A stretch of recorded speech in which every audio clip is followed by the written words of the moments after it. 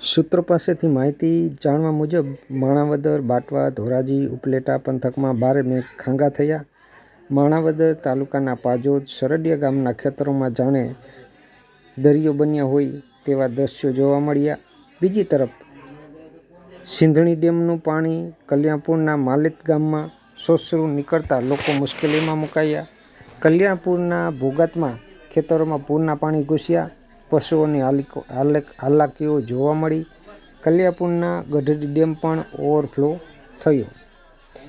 તો આ હતા આજના વરસાદના સમાચાર, વરસાદની વિશેષ માહિતી.